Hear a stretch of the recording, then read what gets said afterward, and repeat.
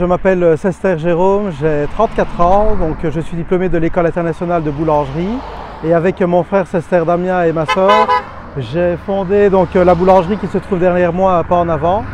Donc c'est une boulangerie qui est spécialisée dans le pain 100% levain, la briocherie et la biscuiterie.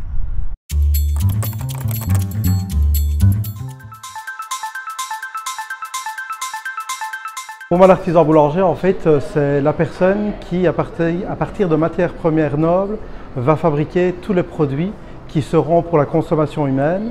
Et donc, comme vous voyez ici, on est dans un open space. On se considère comme artisan du fait que tout est fait par nos mains.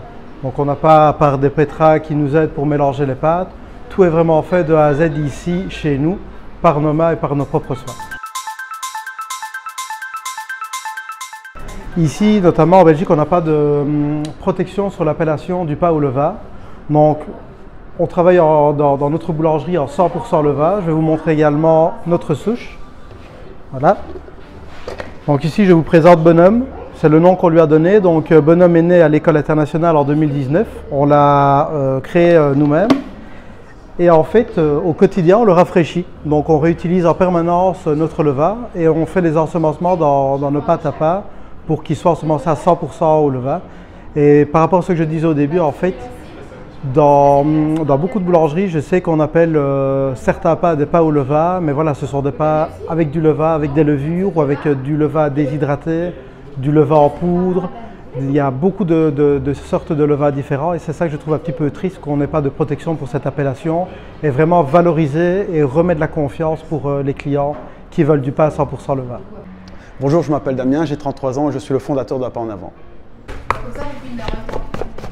On a entre 550 et 600 pains par semaine. Les crackers, on a des fois beaucoup de mal à suivre la demande, des fois il n'y en a même plus, parce qu'on est à 18 à 25 kg par semaine. Alors ici, notre gamme principale, c'est le pain campagne. On est à 4,50 € pour 800 grammes plus ou moins. Donc ici, nous sommes tributaires des farines, des coûts des matières premières parce que nous sommes certifiés bio à 100%. Donc forcément, ça s'impacte sur le prix du client. Mais vu qu'on cherche la plus haute qualité, la plus haute plus-value du produit, je pense que ça se justifie parce que ce sont des pains qui se gardent sur plusieurs jours sans aucun souci. Alors ici, on va diviser la pomponnette olive cumin. Donc c'est une brioche provençale bassine à l'huile d'olive dans laquelle on rajoute des olives et du cumin. Ça crée un pur bonheur. On va faire des petites boules de 170 grammes que mon frère va bouler tout de suite. Nous là on les divise avec Anissa et on va les diviser pour les cuire demain.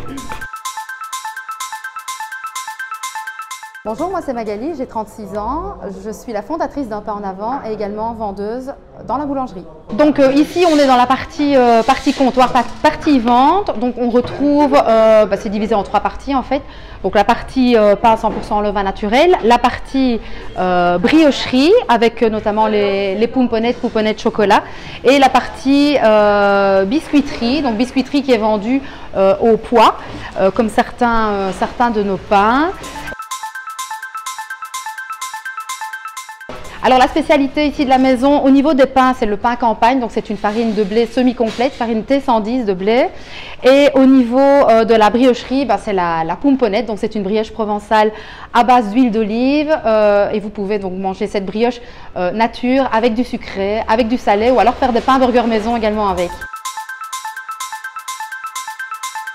Oui, donc ça a été un choix qu'on avait fait dès le début. Tout ce qu'on peut essayer de regrouper dans les alentours pour faire travailler entre guillemets le circuit local et pouvoir avoir accès aux personnes pour voir d'où viennent nos matières premières, notamment ici comme j'expliquais pour les œufs qui viennent de chez Coquetto près à Sprimont. On a pu voir aussi pour le bien-être animal qui est très important pour nous et le fait de pouvoir travailler local, ça permet également de créer des liens humains. Comme une fois de plus, ça regroupe tout notre projet. Le côté open space, c'est vraiment de recréer du lien entre les personnes et ne pas tout le temps être isolé. Alors premièrement, c'est l'administration générale, donc c'est toute cette charge de papier qu'on nous impose, toutes des autorisations dans tous les sens. On doit demander n'importe quoi pour n'importe quoi et ça prend toujours beaucoup de temps pour avoir des réponses en retour. Mais quand on a les nerfs accrochés et qu'on y va à fond, généralement ça se débloque à terme.